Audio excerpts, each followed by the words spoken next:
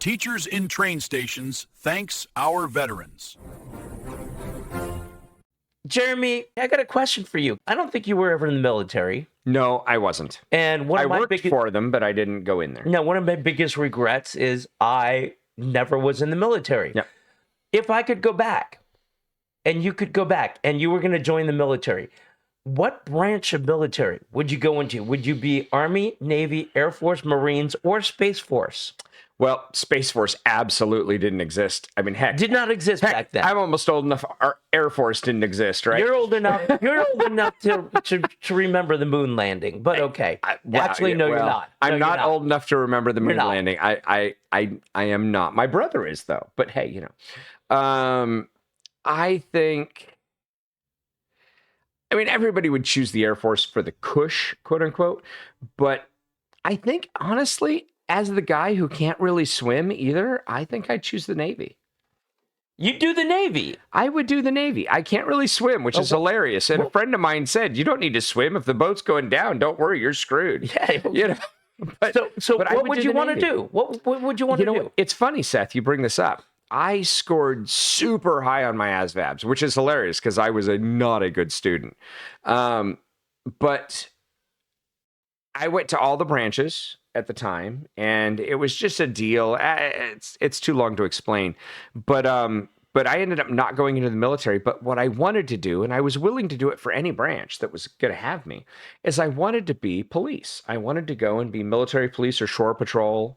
Okay. That's what I wanted to do. And funny enough, a couple of the recruiters had told me, "Oh, no, we're not going to sign you up for that. We're not going to let you do that, you know, blah, blah, blah." I didn't realize that what they wanted was something, it was a higher calling kind of thing. My scores were way too high for that. And that's probably how I ended up being an electronic engineer. That's how I ended up working in aerospace and all that. But I didn't know that at, 17, 16. You're a dumb kid. Yeah, I didn't know that.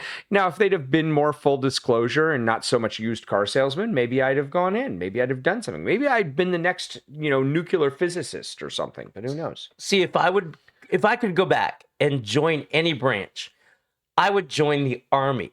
Oh, and I'll take tell that you back. why. I'm sorry. You know what? Go ahead. I would have joined the Coast Guard if I had the chance. But they do require swimming. We're going to have to take you to the pool. It's like a bathtub, but bigger. No, I would have joined the Army, and I'll tell you why. Because I would want to fly transport planes. And yes. the Air Force has a bigger Army, from what I understand, than the Army to guard the planes. And the Army has a bigger Air Force because they need to move all this stuff around. No, actually, the biggest Air Force in the world, I know this, the biggest Air Force in the world is ours. Would you like to know who the second biggest Air Force in the world is? It's ours. It's the Navy. It's our Navy. No. Our Navy has the second biggest Air Force in the world. The Army, would you like to know who the third biggest Air Force in the world is? It's the Army. Okay. I would want to go into the Army. I'd want to fly the transport planes because a lot of those guys become pilots. Yes, absolutely. In the private sector. Yes, and absolutely. They're flying the 747s because apparently it's not that much difference. It's not a big. Yeah. I mean, unless you're doing leap. the C-17 Globemasters, they're basically the same plane. Yeah. So I would definitely want to do that because that would have gotten me a career in aviation. Mm-hmm. I wouldn't mind that. I don't know. My son and his friend are actually seriously looking at aviation. And in fact, his friend is very serious. He's taking lessons. I think I don't know how well this works, but I mean, I guess he's going on his first solo flight this week. But my son has really kind of entered into the idea of it. And so as a hobby, he wants to do something more like bush planes and stuff like that. But the idea is, I have been told by multiple people, including a flight attendant that we've known for years, that the planes have gotten unbelievably boring. That the pilots that, you think of these pilots that want this adventure, that want all this, that's not the pilots they're getting anymore. They're getting pilots that are just kind of like plain Jane, just vanilla. And apparently when you take the autopilot off to land the plane, because you have to have a certain amount of landings to keep your license valid, you can tell because they land worse than when the autopilot lands it. Well, so it's very much like driving an auto drive car now, apparently. Well, I've got a scary story for you. I think it was South Korea. This is going back several years, but the planes land themselves. Yeah, ever And- since not the 747. What's the next one? Is it 777? I think it was the 757. No, There's I don't think there's a 777. I think it's 777 is the next one. Okay. I don't think there's a 50 or a 60. I could be completely wrong, not sure. I'm not a big aviation guy, but it was the next plane above the 747 because I remember because a flight attendant friend of ours had moved from the 747 to that plane. I hate to tell you, the Boeing 757 is a twin-engine narrow-body jet airliner built by Boeing Commercial Airlines. What would be a wide body then? Because 747 is a wide body, right? Am I not wrong with that? Okay, moving on. But anyway, whatever it is, I'm not it's the gonna- big plane. Yeah. They could only land at a few certain runways until runways were remodeled. I thought it was the 777, but I could be wrong. And anyway, those were the first auto landing planes, and she had hopped on that style plane to do the transcontinental. Well, several years ago, I can't not remember if it's transcontinental, 5 years ago, 10 transatlantic. years ago, or what it was. There was I think it was a South Korean plane. Yeah. And they teach their pilots to land using the computers. So the plane lands itself. And then they teach them to land the plane. To be fair, Where that's probably not a we bad way teach to do them it. how to land the plane on your own and then teach them, oh, here's how the computer does it. And they were approaching an airport. For some reason, I'm thinking it was San Francisco or something. I could be wrong. But the radar or whatever the system was, the RF system, whatever they call it, the radio tower that they used to guide the plane in to have it land Tower. itself Yeah. was out. And they Okay. had to land it themselves. And they didn't know what they were doing because they were trained to land it using all the computers instead of them actually being able to land it themselves, and they crashed. And that's the one, if I wouldn't think remember it's San right, Francisco. they put foam everywhere, and there was actually a passenger who was passed out, covered in foam, and an ambulance ran her over and ended up killing her. I don't remember any of this. Oh, yeah, no. Yeah, it was a huge story. It was big Oh, time. I don't remember that at all. Yeah. So, yeah. Wow. I will say this. It's interesting. The planes land themselves and all this stuff, and they fly themselves and everything. And I understand you. They said it's a lot easier than driving a Tesla because let's face it, there's no cross traffic up there. You know, you're not going to hit Santa coming by. Yeah, you know? but if you hit something up there, you're done. Yeah.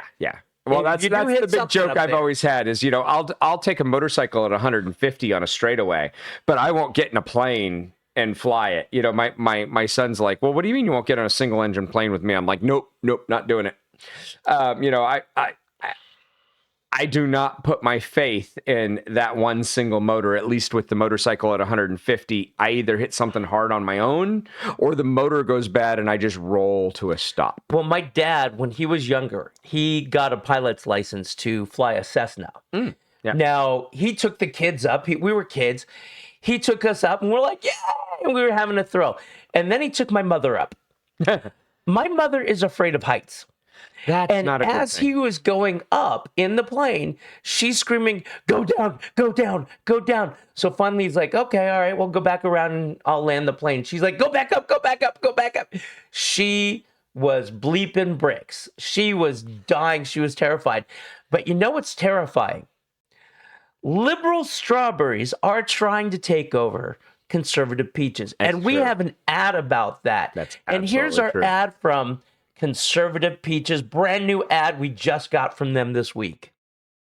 There's a lot going on in the world today, but sometimes it's good to take a few minutes to enjoy the little things in life. Specifically, our peaches here at Conservative Peaches. A banana can't be a star fruit no matter how much you wish it were. And our peaches? Well, they can't be anything but peaches. Simple, right? But here's where things get a little strange. There's another company out there, our competitor Liberal Strawberries. They're trying to sell their strawberries, but they're calling them boysenberries. Now look, strawberries are fantastic and boysenberries are great too. But you can't just change the label and expect the fruit inside to change with it. Rabbi Shmuley doesn't believe a peach can be a coconut, and Pastor Rick has never seen a cherry be a watermelon. That's just common sense. And now here's the latest development. Liberal Strawberries is planning a hostile takeover of our company.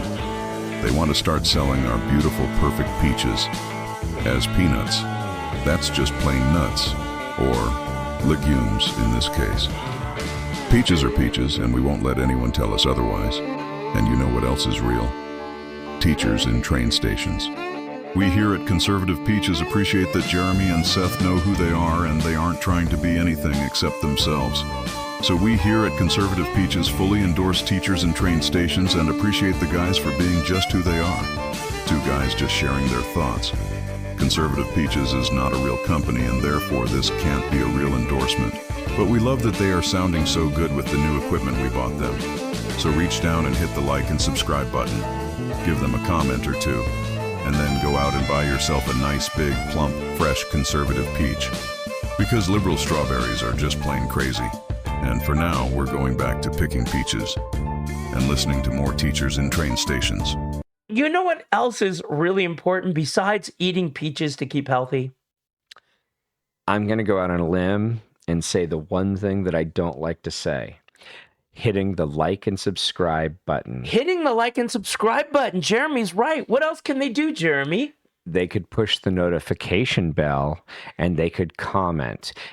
And I would really like it if you'd comment and say, Jeremy shouldn't say that you have to hit the like and subscribe button. I feel you should want to hit the right like and subscribe button. I should not have to beg for it like I'm some guy on the side of the freeway with a sign that says, please subscribe. I have no qualm. Please subscribe. We would love to have you subscribe.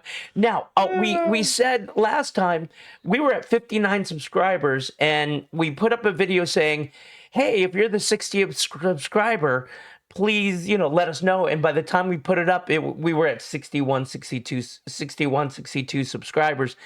And somebody, I can't remember the whole name, MHM was the beginning.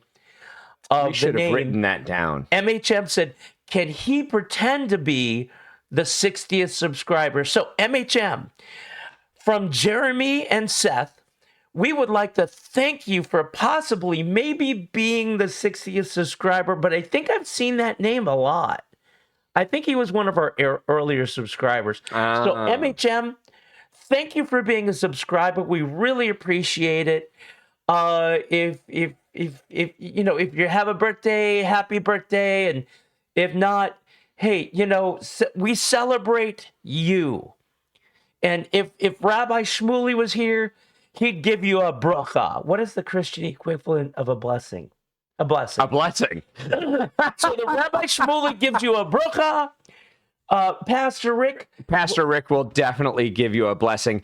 And if it's a Friday night, he might even give you some laying on of the hands.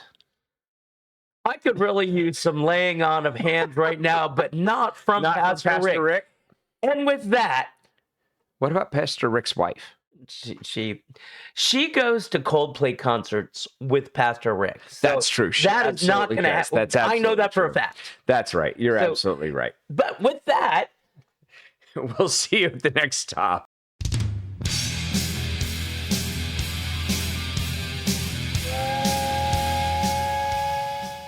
And if Rabbi Shmuley was here, he'd give you a bracha. What is the Christian equivalent of a blessing? A blessing. A blessing.